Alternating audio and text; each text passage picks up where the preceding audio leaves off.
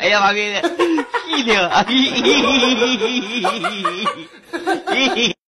Cześć, witam Was. No, w tym tygodniu długo mnie nie było, no do niedzieli, ale dobra.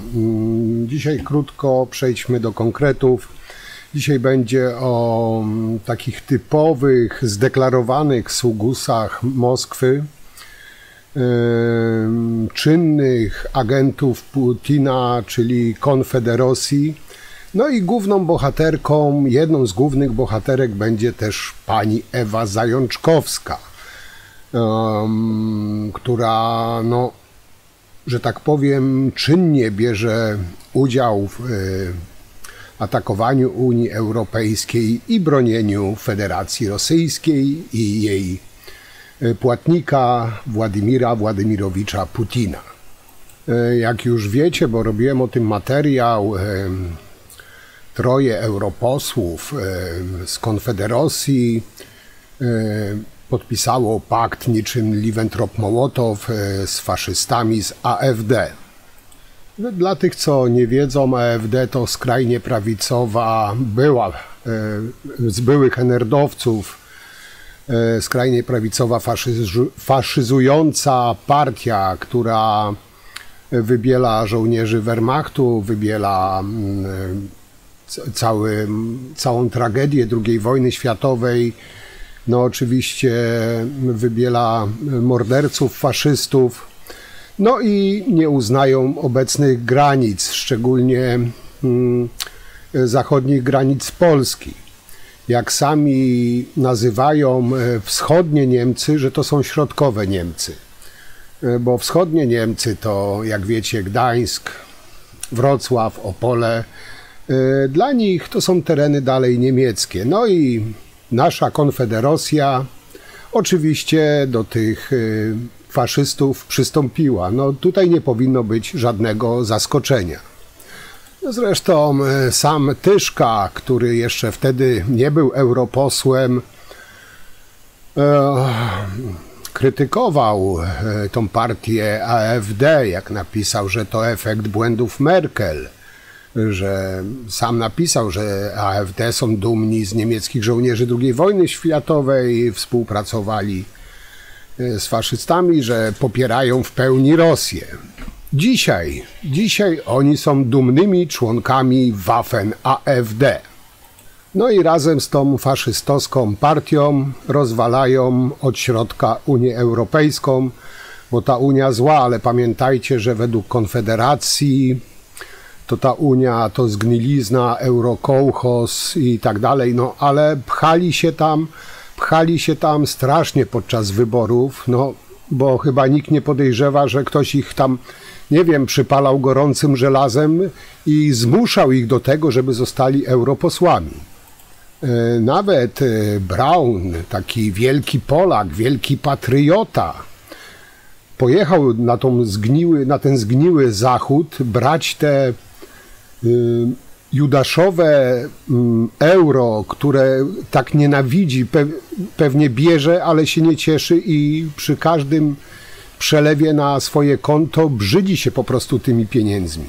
Oczywiście w rubelkach mu pieniążki bardziej odpowiadają.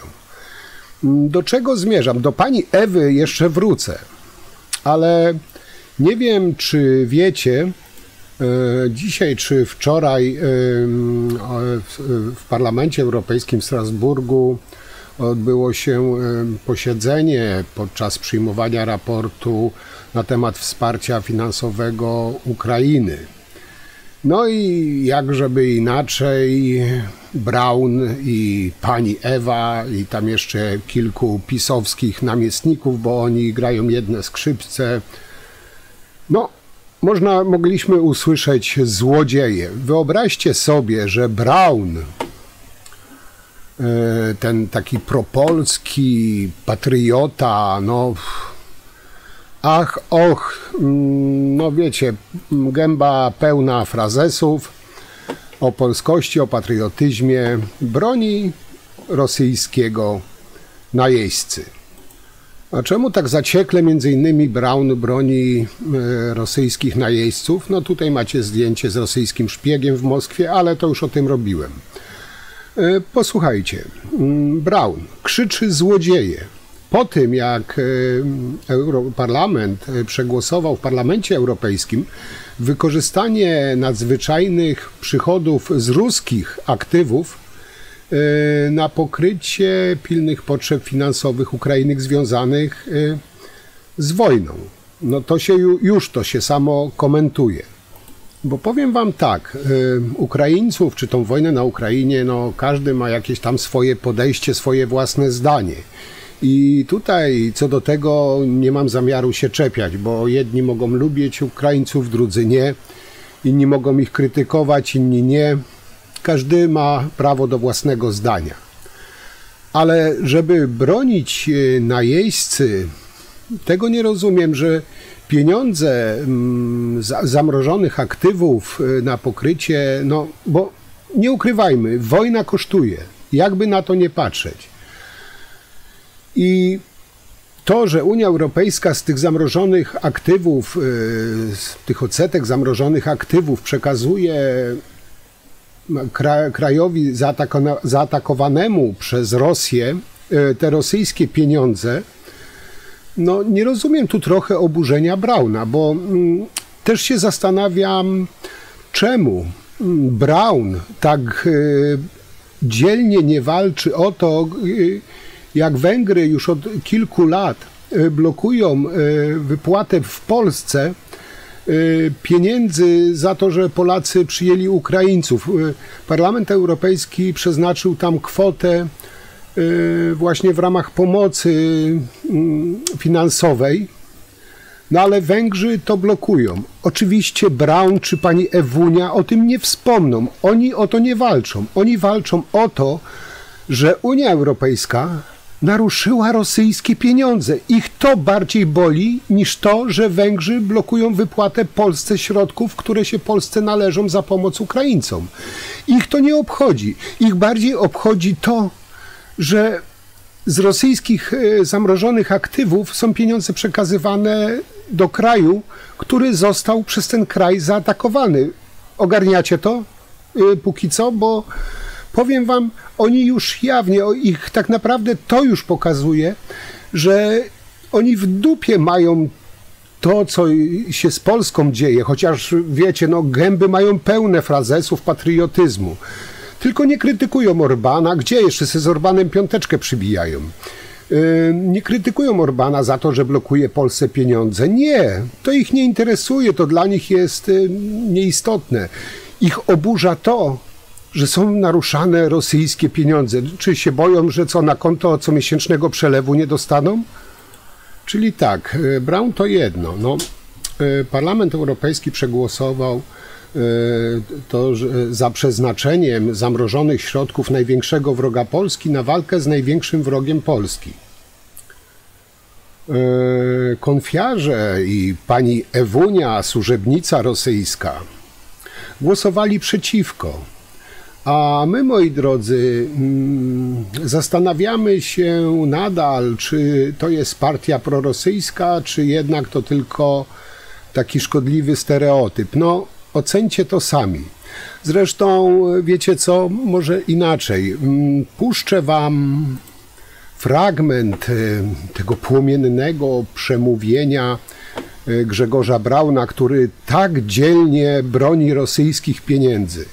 Bo choć się bardzo starałem, nie znalazłem, naprawdę nie znalazłem nigdzie tego, żeby bronił polskich pieniędzy, na przykład blokowanych przez Węgry, które Polacy mieliby dostać za pomoc Ukraińcom. Tego od konfiarzy nigdzie nie znajdziecie. Ale jeśli chodzi o rosyjskie pieniądze, oni na pierwszej linii frontu. Posłuchajcie Brauna. Mr. Grzegorz Braun on... Pan Grzegorz Braun, proszę bardzo. Thank you, Mr. President. What is this? Dziękuję bardzo. O co tu chodzi? To napad na bank? Ja nie chcę w tym uczestniczyć, w takich działaniach. Dyskutujecie teraz państwo o pieniądzach, które tak naprawdę nie są wasze. To jest błąd, to jest bardzo duży błąd z wielu powodów. Jeden powód właśnie został wzmiankowany przez szanownego kolegę. Reżim kijowski to prawdopodobnie jeden z bardziej skorumpowanych i zabójczych dla swoich własnych obywateli reżimów w historii Europy. Inny powód, kiedy otworzymy tę furtkę i sami niejako wpuścicie się w tę sytuację polegającą na tym, żeby czyjeś pieniądze wydawać w tym momencie, co będzie kolejnym krokiem? Ja nie chcę uczestniczyć w zorganizowanej przestępczości. Dziękuję, panie przewodniczący. W protokole posiedzenia. Szanowni Państwo, przechodzimy do głosowania.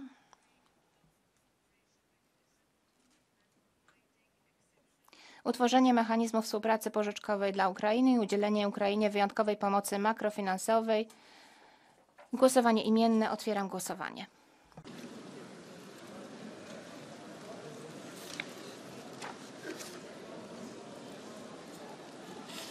Vote is closed. Zamykam głosowanie. Bardzo dziękuję. Następna chwila historyczna. Vote we are. Wysyłamy tutaj bardzo jasny przekaz. Russia as an aggressor must and will pay for its destruction. Slava Ukraini. Także jak widzicie, pokorni słudzy Putina bardzo walczą o jego pieniądze w Parlamencie Europejskim, no bo tak jak wspomniałem, o polskie pieniądze nie walczą, walczą o pieniądze ich zleceniodawcy. Moi drodzy, nie wiem, czy zwróciliście na fakt, że gdyby pani Ewa Zajączkowska wyszła za mąż za Grzegorza Brauna, nazywałaby się Ewa Braun. Mówi wam to coś? Ja tu nic nie sugeruję oczywiście. Panią Zajączkowską zostawię na koniec. I tutaj jeszcze jako ciekawostkę. Były na szczęście ambasador Andrzej Przyłębski. Andrzej Przyłębski to jest mąż pani przewodniczącej Trybunału Kaczyńskiego, pani Przyłębskiej. Pan Przyłębski, wyobraźcie sobie, chce sojuszu PiS-u z AfD. No, jak powiedział, bardzo podobne wartości. No tutaj się chyba z nim mogę zgodzić. Powiem wam tak, mąż prezeski Trybunału Kaczyńskiego i były ambasador Polski w Niemczech, Andrzej Przyłębski, uważa, że, uwaga, Prawo i Sprawiedliwość powinno dążyć w Parlamencie Europejskim do sojuszu ze skrajną prawicą, prorosyjską alternatywą dla Niemiec AfD. I jak powiedział pan były ambasador, najważniejsze jest to, że wartości AfD bardzo mocno przypominają wartości PiS, podkreślił Przyłębski w wywiadzie dla prawicowego tygodnika, nie wiem czy dobrze przeczytam, bo to po niemiecku, Junge Freicht. Czyli mąż kucharki z Trybunału Konstytucyjnego i były współpracownik SB wzywa do współpracy z partią spadkobierców Hitlera. Czy jest tu ktoś jeszcze zdziwiony? Ja wam powiem osobiście, że wcale nie jestem z tym zdziwiony i wcale bym się też nie zdziwił, gdyby się okazało, że PiS, Konfederacja i AfD w rękę rozwalają od środka Unię Europejską. W końcu pan Przyłębski jest byłym konfidentem SB, więc ma dużą wprawę w donoszeniu, sprzedawaniu innych, prawda? I tutaj podkreślę, powtórzę jeszcze raz. Trójka posłów z Konfederacji porozumiała się z faszystami z Alternatywy dla Niemiec, AfD, by stworzyć jedną skrajnie prawicową frakcję. Europa i Parlament. Warto przypomnieć, że członkowie AfD wybielają żołnierzy SS i Wehrmachtu i obwiniają Polskę o rozpętanie II wojny światowej. Przy okazji współpracują z Putinem. Te słynne hasło Für Deutschland może bardziej właśnie pasuje do tych zdrajców z Konfederacji niż do Tuska. Bo Konfederacja to mordy wypchane frazesami, coraz głośniejsze hejtowanie przeciw Polsce i Europie. Jawnie służą Putinowi i faszystowskiej, skrajnie prawicowej AfD, a mniej Polsce. Zresztą powiem wam, że czy PiS, czy Konfederacja są po jednych pieniądzach. Jedni i drudzy mają gęby wypchane frazesami, wiele mówią o patriotyzmie, o polskości, a tak naprawdę liczy się tylko ich interes i rozwalanie tego, do czego Polska dążyła od czasów II wojny światowej, można powiedzieć. Być w strukturach zachodnich i wyrwać się spod buta Rosji. PiS i Konfederacja pchają nas z powrotem w to, co od czasów zakończenia II wojny światowej Polacy chcieli się wyrwać. Więc tutaj musimy na to bardzo, bardzo uważać. Zresztą wyobraźcie sobie, tutaj odpukam w niemalowane drzewo, ale wyobraźcie sobie, że są następne wybory parlamentarne i PiS z Konfederacją wygrywa te wybory i przechodzą do rządu. Czy jesteście w stanie sobie wyobrazić, co to się z Polską stanie?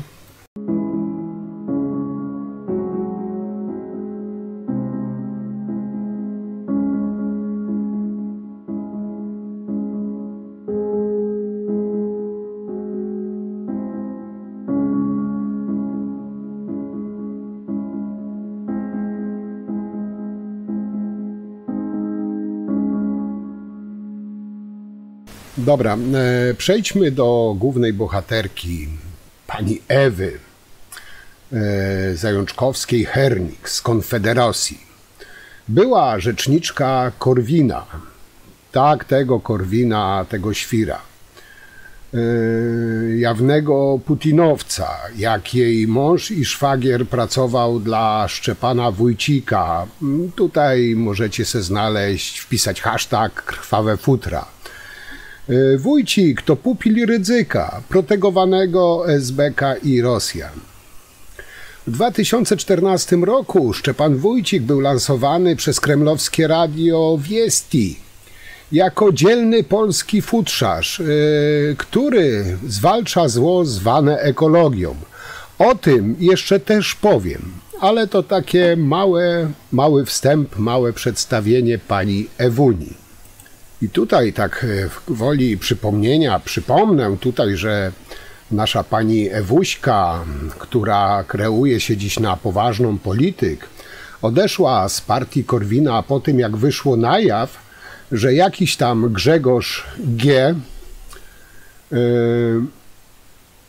Łaknące sukcesu kobiety prawicy pozarażał kiłom. Tak, dobrze słyszycie. Sprawa nawet trafiła do sądu. Kobiety prawicy starające się trafić, tutaj na zdjęciu macie kobiety prawicy, które starały się wtedy trafić do poważnej polityki. Nie twierdzę, broń Boże, absolutnie tego nie twierdzę, że pani Ewunia też była zarażona tą kiłą od pana Grzegorza G. Nie, to tylko mówię ogólnikowo, że właśnie kobiety sukcesu z partii Korwin były pozarażane przez pana Grzegorza G. kiłą. I tutaj taki troszeczkę smaczek, że straszyli i straszą emigrantami, a sami częstowali wenerami własne członkinie, własnymi członkami, jakby na to nie patrzeć. Dziś ci sami ludzie pod innym szyldem dalej się lansują. Bo to, że zmienili nazwę, nie oznacza, że zmienili poglądów. Korwiniści zawsze będą korwinistami. Skrajna prawica, skrajność, same słowo skrajne już wiele mówi. Skrajna prawica zawsze będzie skrajna. Skrajny tok myślenia i to, czy właśnie pani Ewunia, czy Braun, czy inni odcięli się od Korwina, to nie znaczy, że ich tok myślenia się zmienił. To, jak widzą kobiety, ci prawicowcy, ci prawdziwi Polacy, no tutaj na jednym zebraniu tych korwinistów, nazwijmy to, powiedział właśnie jeden jegomość, że kobieta jest częścią inwentarza domowego mężczyzny, nieco wyższym od zwierząt. I to nie jest jakiś wymysł, bo filmik krążył. Ja wam chyba gdzieś tam kiedyś to wrzucałem. Teraz tutaj właśnie dobre pytanie, kim jest pani Ewunia?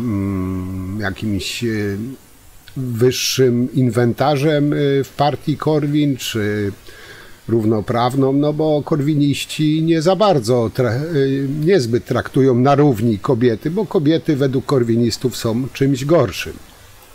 Jeżeli mi się znudzi żona, to mam prawo w nocy bezboleśnie, jako na uśnie, ją zlikwidować. Dlaczego nie? To jest moje prawo, to jest moja wolność. No nie.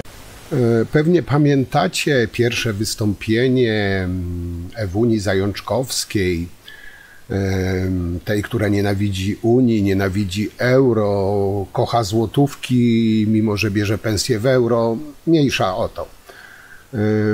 Pani Zajączkowska wtedy w tym swoim, nazwijmy to w cudzysłowie, wystąpieniu, bo to było raczej żałosny spektakl, no ale są tacy, co się tym wystąpieniem zachwycają, powiedziała do von der Leyen: wybranie pani na stanowisko przewodniczącej poprzedniej kadencji było ogromnym błędem i niektórzy do dziś mają kaca po tej decyzji. Jest pani twarzą Zielonego Ładu, który niszczy europejską gospodarkę i rolnictwo. Ręce precz od Polski. Wyobraźcie sobie, tylko pani Ewunia zapomniała, że ojcem chrzestnym nie była pani von der Leyen z Zielonego Ładu, tylko pisowiec z błogosławieństwem Kaczyńskiego.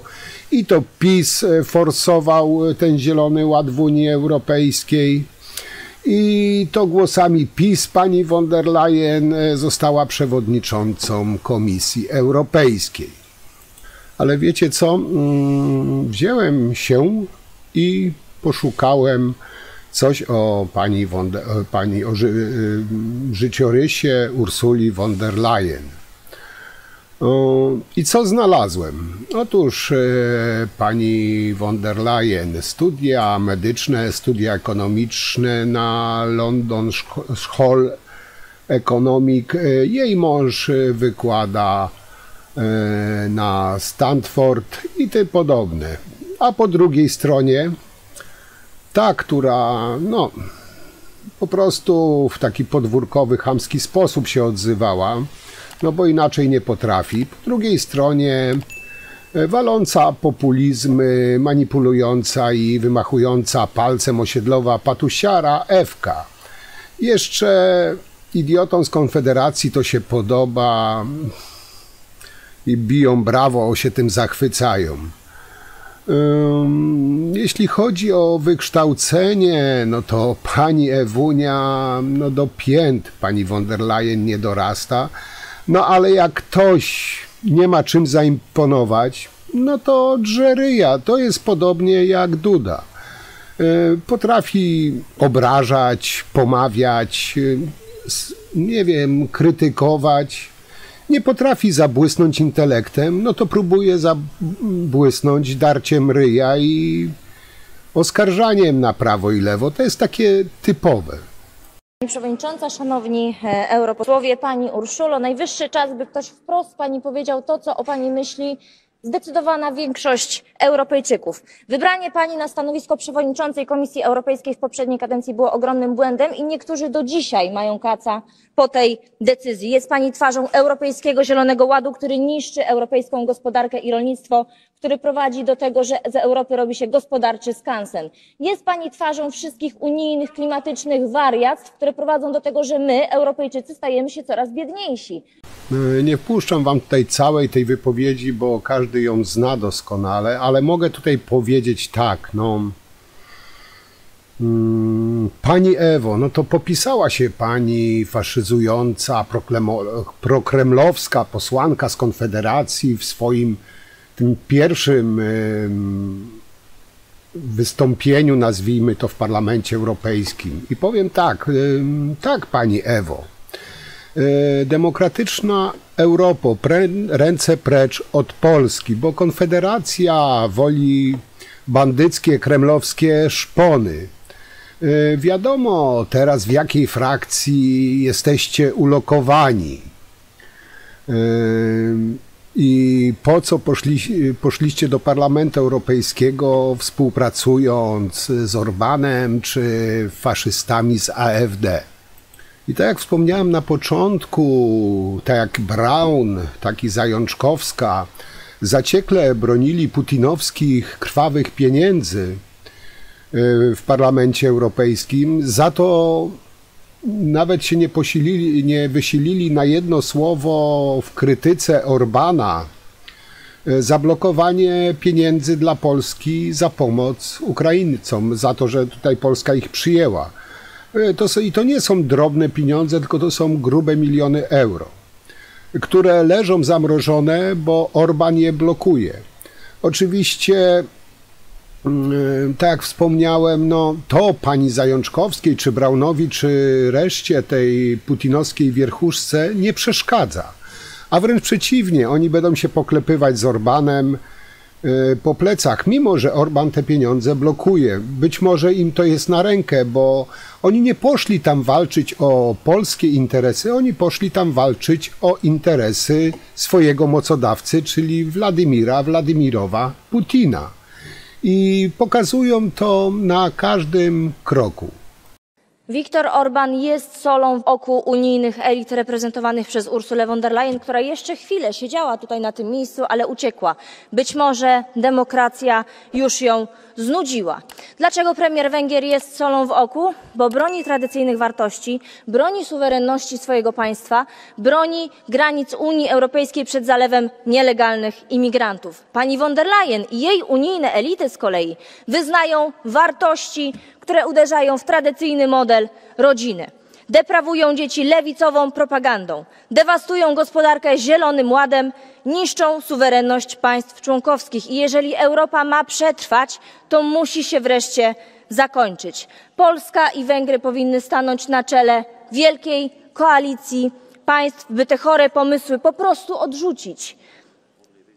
Odbudujmy Grupę Wyszehradzką. Sprawmy, by Europa znów była silna, bogata, wielka, dumna, bezpieczna i konkurencyjna. Może pan liczyć na Polaków. Razem odrzućmy tą chorą koncepcję europejskiego superpaństwa. Dziękuję.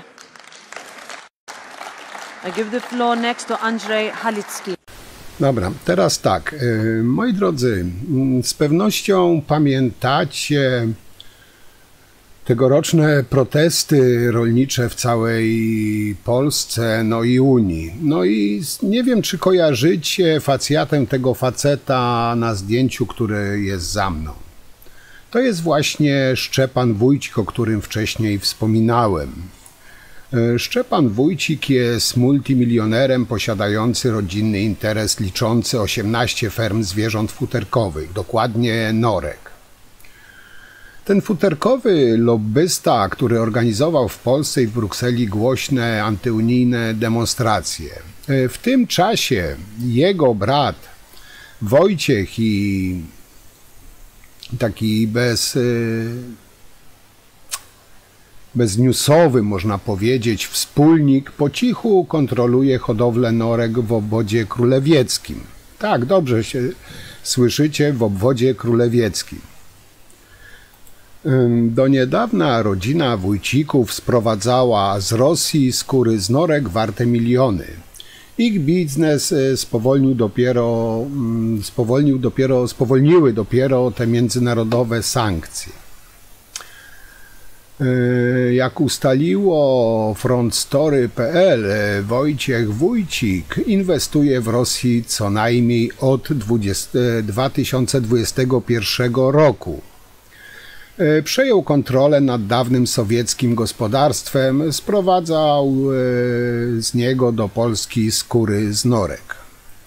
Jego rosyjska spółka w 2023 roku sprzedawała skóry za bagatela 126,5 miliona rubli, czyli prawie 6 milionów złotych. Po co Wójcikom hodowla w Rosji, skoro norkarze z sukcesami prowadzą biznesy w Polsce? Otóż, moi drodzy, Wójcik korzysta z hojności państwa Putina. Rosja, w przeciwieństwie do Polski, dotuje hodowlę norek. Dzięki temu firma Wójcika dostaje dopłaty sięgające nawet 20 milionów rubli rocznie, czyli około 1 miliona złotych. W maju Wojciecha Wójcika zatrzymało rosyjskie FSB. Miał wręczyć łapówkę za możliwość wysyłania futer do Azji. Wójcikowie robią wszystko, żeby w Polsce wyciszyć tę sprawę. Mimo tych przeciwności biznes w Rosji wciąż działa.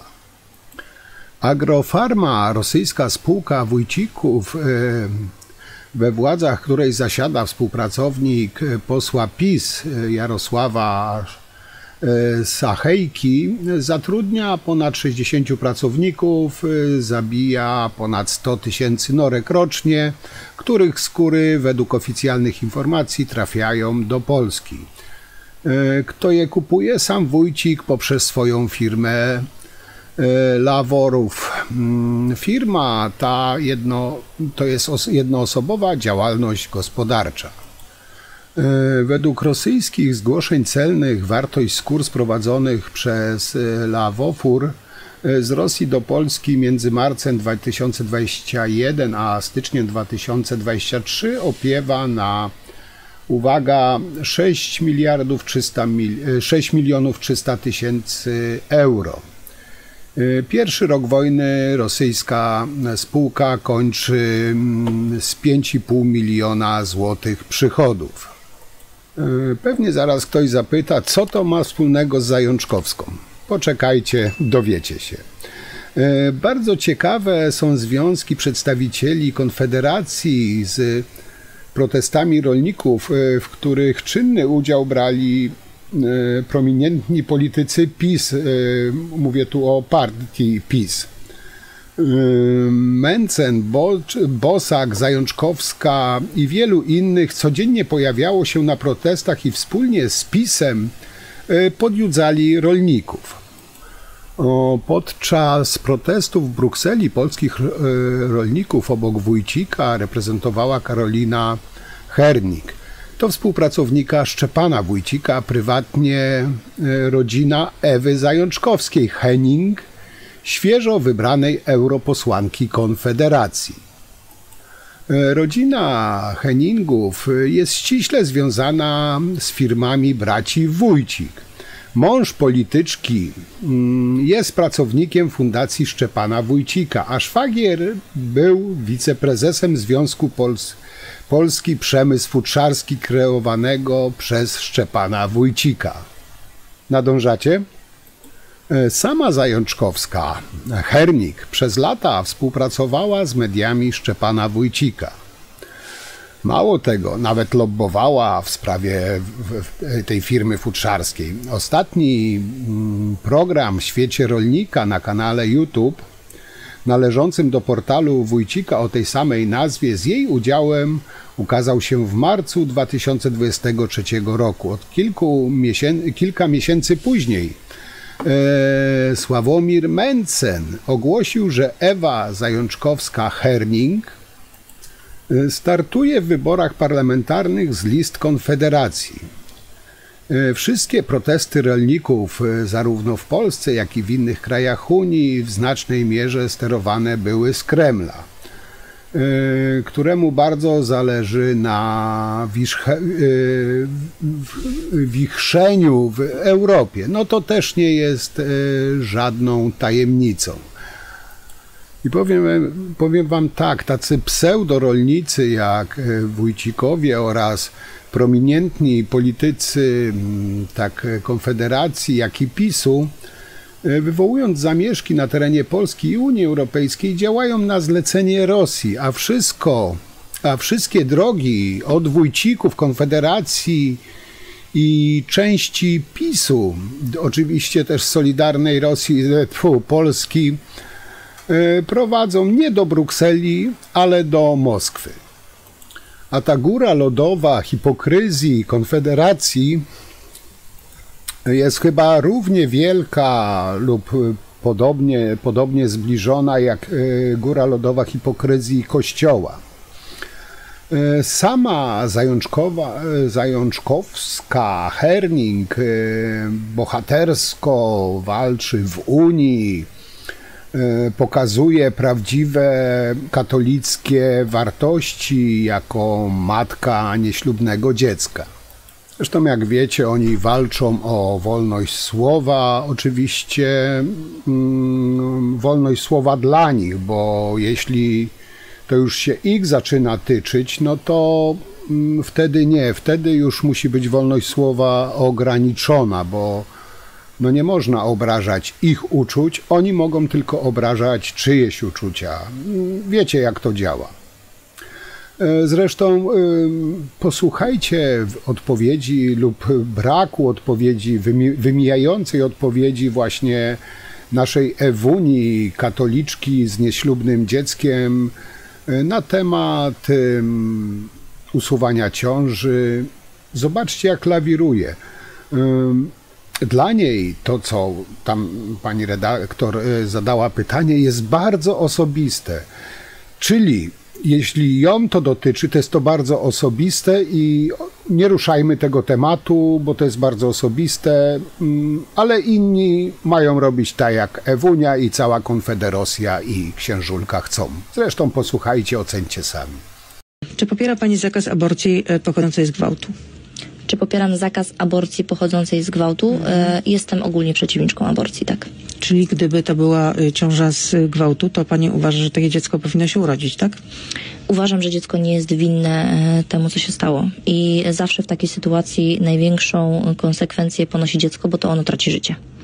A gdyby pani znalazła się w takiej sytuacji, wiem, że to jest osobiste pytanie, co by pani zrobiła? Czy jest pani w stanie? Nie wiem, pani redaktor, to jest tak osobiste pytanie i to jest tak traumatyczna sytuacja, że... No właśnie, bo to łatwo jest tak rozstrzygać się, jeśli rozważamy to na gruncie takim abstrakcyjnym.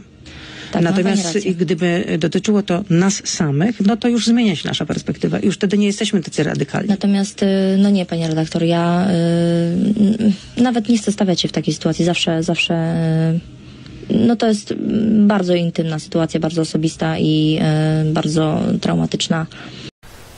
Nie będę przedłużał, powiem tylko tak na zakończenie. Na tą faszystowską niemiecką AfD głosują starzy DDR-owcy. Na PiS głosują starzy komuniści.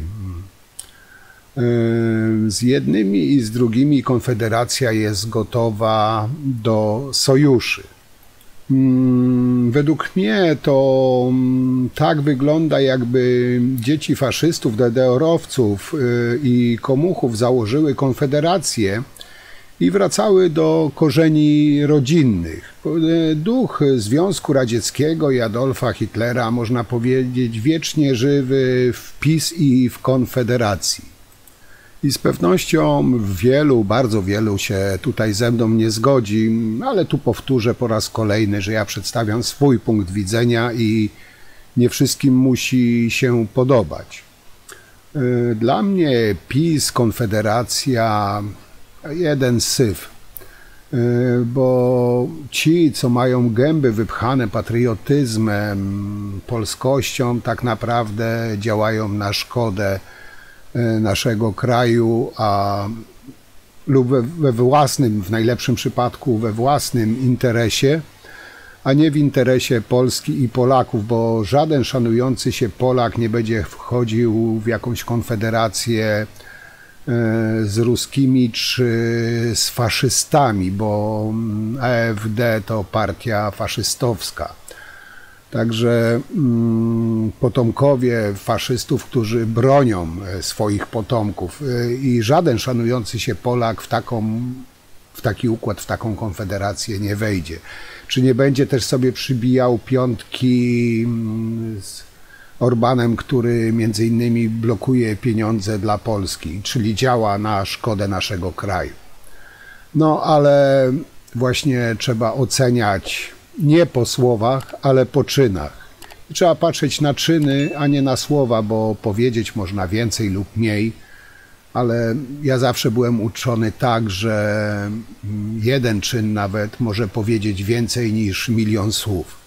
No ale oczywiście wy możecie mieć inne zdanie, dzielcie się ze mną i z innymi swoimi spostrzeżeniami, jak wy to widzicie. Ja wam już bardzo dziękuję i cóż, do zobaczenia przy następnym materiale. Trzymajcie się, moi drodzy, cześć.